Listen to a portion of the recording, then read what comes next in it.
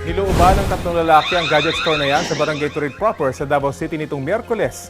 Nalimas nila ang lahat ng paninda sa loob lang ng 2 minuto bago tuluyang tumakas sakay ng puting van.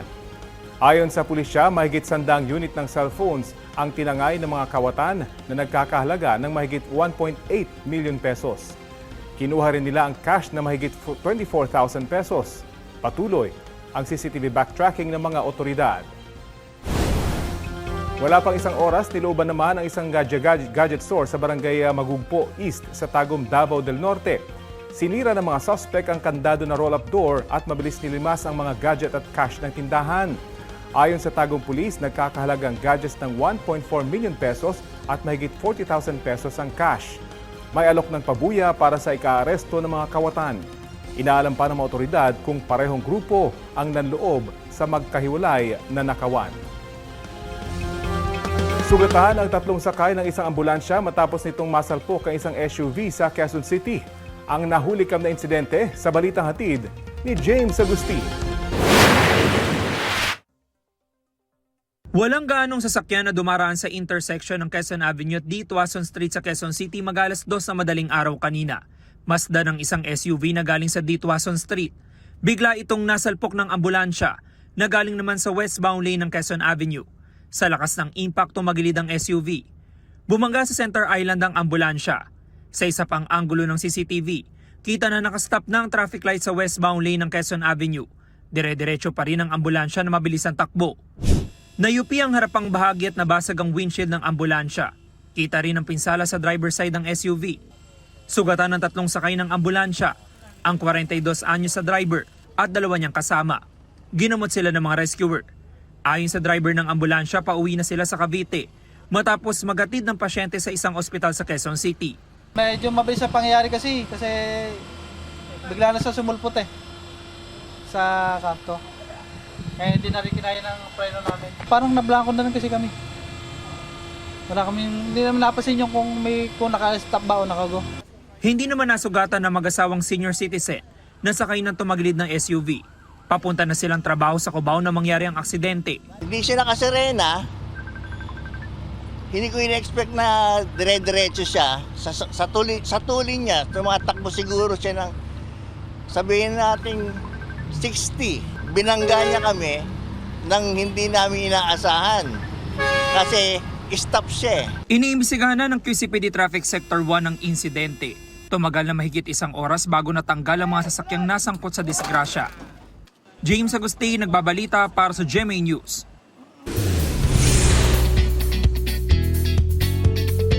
Friday latest! Thankful sa support na natatanggap mula sa Kapuso viewers sina The People Have Spoken hosts, Heart Evangelista at Sean Lucas.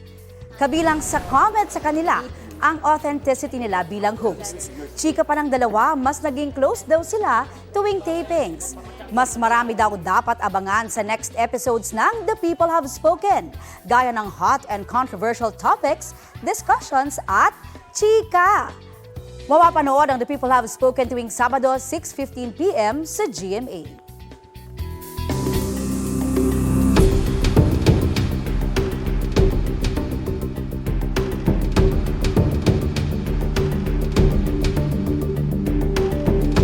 Matapos ang 5 araw, natapos na ang pre-trial conference para sa impeachment ni Vice President Sara Duterte.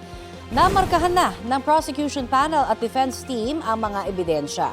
Bago po yan, iminungkahi ng prosekusyon na buksan ang selyadong kahon na naglalaman ng tax records ng bise at kanyang mister na si Man Scarpio at markahan bilang ebidensya. Ngayong araw magsusumite ng formal na sagot ang mga abogado ng bise tungkol dito. Talagang panawagan ho namin, buksan po ito. No? Kumbaga, it doesn't need yung pong sinasabing exceptions doon po sa code po ng BIR para mabuksan po ito pong box po na ito. Sapat-sapat na yung pong kapangyarihan ng Senate Impeachment Court para buksan po ito pong BIR box. We will give our response through an official response. I will not preempt talaga po. Ang gagawin namin, we will file a comment. Ayon naman sa Clerk of Court, ang impeachment court ang magdedesisyon kung bubuksan o hindi ang kahon. Pagkatapos ng pre-trial conference, sunod na hihintayin ang pre-trial order. July 6, inaasahang magsisimula ang mismong paglilitis. Kabilang sa mga inilistang testigo ng prosekusyon sa impeachment trial ni Vice President Sara Duterte, ang pangalang Mary Grace Piatos. Pati ang court sheriff na sinapak ni Duterte noong mayor pa siya ng Davao City. Balitang hatid ni Tina Panganiban Perez. Noong July 2011, habang nakaupong mayor ng Davao City, sinapak ni Vice President Sara Duterte ang isang court sheriff na nagpapatupad ng demolition order noon sa lungsod. Ang sheriff, si Abe Andres, ay kasama ngayon sa listahan ng mga witness na isinumite ng House Prosecution Panel para sa impeachment trial ni Duterte. Sa pre-trial brief documents na isinumite ng prosekusyon at nakuha ng GMA News, sinabing ihaharap daw nila si Andres para patunayang may tendency ang bise na maging bayolente. Isa siya sa 8 witness kaugnay ng article of impeachment sa pagbabanta ni Duterte sa Pangulo, First Lady at dating House Speaker. Isa pang witness na nasa listahan ng prosekusyon. The name would read, tama po ba, Mary Grace Piatos? Piati? Ang pagkabasa ko, Piatos eh. Si Mary Grace Piatos, pangalang nakapirma sa resibo para sa natanggap umanong pera mula sa confidential funds. Lumutang ito sa pagdinig ng House Committee on Good Government and Public Accountability noong 19th Congress nang imbestigahan ang tungkol sa umano'y maling paggamit ng pondo ng Office of the Vice President. Ang sabi ng Philippine Statistics Authority, wala silang record na may pinanganak na may ganitong pangalan. Negative record po for Mary Grace Piatos, Milky Sikuya at Kokoy Villamin. Tama po ba? Tama po, sir. Pero paano ngayon ipipresenta sa Senate Impeachment Court ang isang multo? If ever nakasama, if ever lang, no? Because we do not want to dwell on the witnesses to be presented. I am sure that it will be significant in proving the prosecution's case, no? Well, you remember that one of the findings of the Committee on Good Government and Public Accountability is the recipients are not fictitious, are fictitious personalities, no? So, possible to dwell on that. Yung existence or non-existence po ni Mary Grace Piatos, yung pong smoking gun, kung talaga nga bang tama o mali, yung pong paggamit ng confidential funds. Tumanggi si Luistro na kumpirmahin kung kasama nga si Mary Grace Piatos sa listahan nila ng witnesses. Bawal kasi nilang talakayin ang merito ng kaso. Kasama rin sa mga inilistang witness ng prosekusyon ang miyembro ng Duterte legal team na si Attorney Michael Powa. Dating nagsilbi si Powa sa ilalim ni Duterte bilang spokesperson ng Department of Education. I don't have any problems with that. Pwede naman because lalo na kung ang tatanungin naman nila ay matters that are not pertaining to my role as counsel of the Vice President.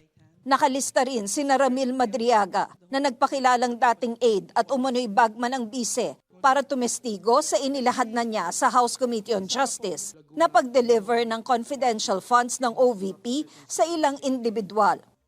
Attorney Reynold Munsayak, dating spokesperson ng OVP, na nakita raw ni Madriaga na nasa bar kung saan nag-deliver si Madriaga ng pera.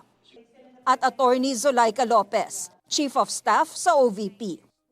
Para sa article of impeachment tungkol sa umano'y unexplained wealth ng bise, kasama sa mga inilistang witness ng prosekusyon, si dating Senator Antonio Trillanes IV, Ombudsman Jesus Crispin Remulla, at dating overall Deputy Ombudsman Melchor Carandang na nag-imbestiga sa bank accounts at mga transaksyon ng bise at ama nitong si dating Pangulong Rodrigo Duterte.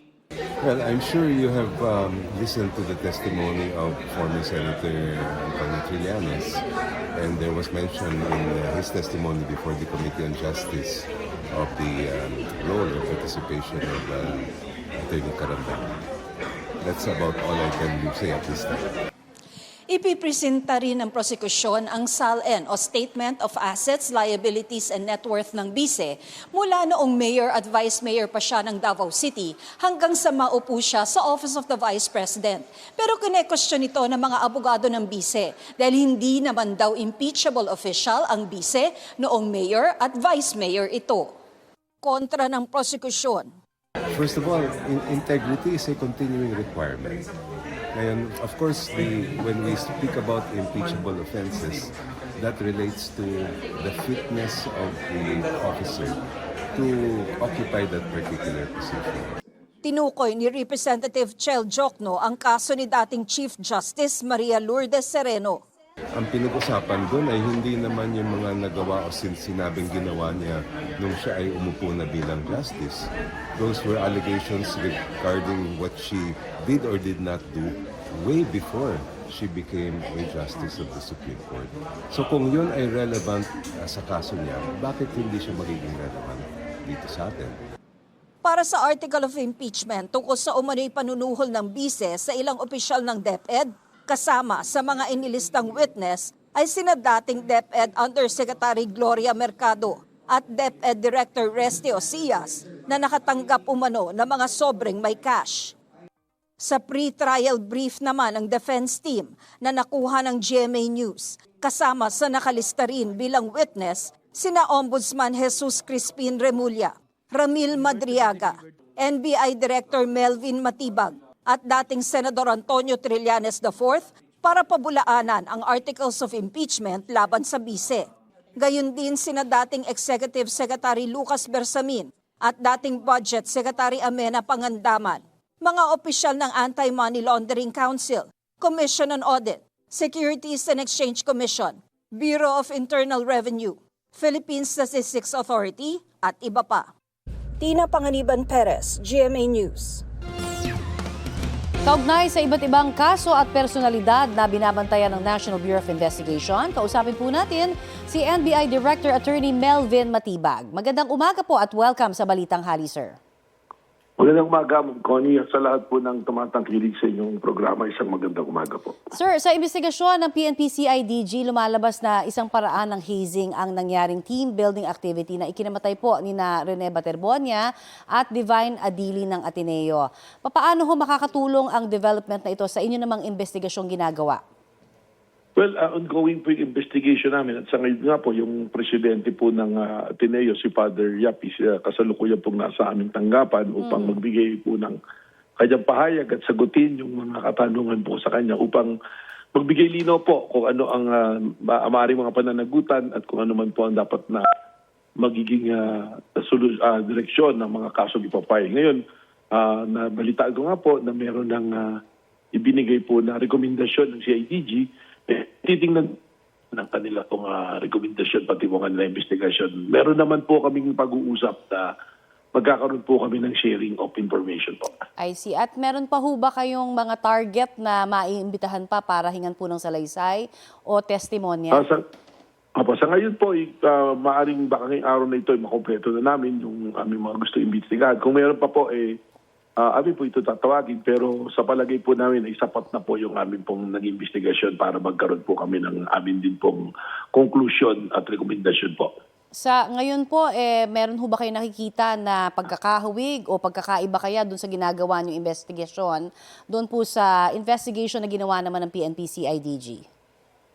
Well, I'd rather finish po yung investigation. Yun po yung aming usapan doon sa aming pong team na binuo na yung aming pong magiging pahayag ukol sa conclusion po at rekomendasyon ay pag matapos na ng buo yung ating pong investigasyon. Okay, mapunta naman po tayo doon sa isasampang reklamo ng NBI laban po kay dating Congressman Mike Defensor. Pinabubulaanan po niya yan at gawa-gawa lang daw laban sa mga nagsasalita kaugnay sa korupsyon at flood control scandal. Reaction niyo po dyan? Well, unang-una, lahat naman po ng akusado ay considered inosente hanggat hindi po napapatunayan sa korte.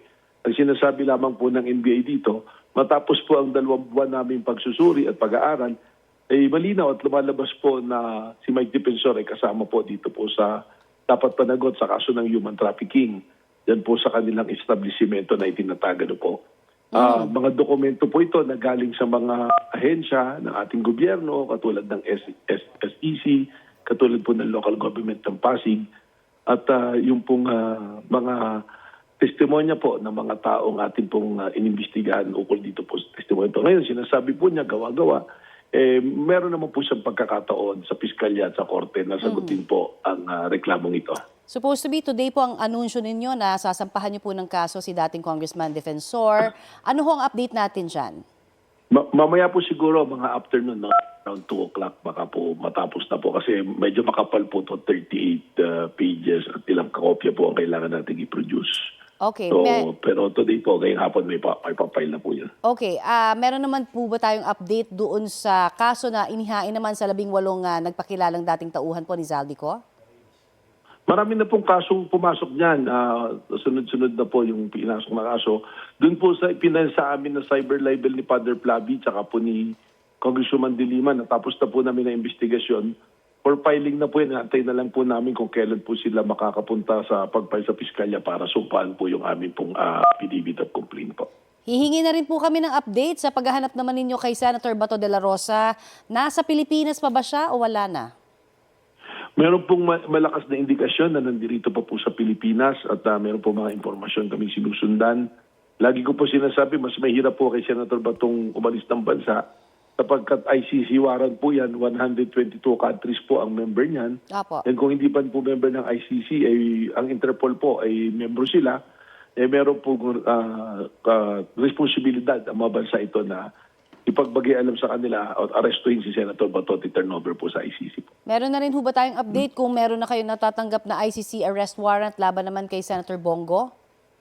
Wala pa po. Wala pa po dumarating na additional arrest warrant. Yung kay Senator Bato pa lang po yung warrant na hawak po natin. Okay, doon naman po tayo sa investigasyon ninyo sa nangyaring pamamaril sa Senado noong May 13. Meron ho ba tayong karagdagang mga impormasyong maaring ibahagi po sa publiko? Yung pong buong report, ibinigay na po namin yan sa DOJ dun sa fact-finding body po na tinatuloy nila. Sa pagkakaalam ko po, si Ombudsman Boying Rimulya ay pinadala na po ng subpoena si Aplasca, si Senator Cayetano at si Senator Robin Padilla para magpaliwanag po ukol po sa pangyayaring yan. Okay, marami pong salamat sa inyo pong mga update na yan at binigay sa aming impormasyon. Thank you, sir. Maraming salamat po. Magandang umaga po. Yan po naman si NBI Director Attorney Melvin Matibag.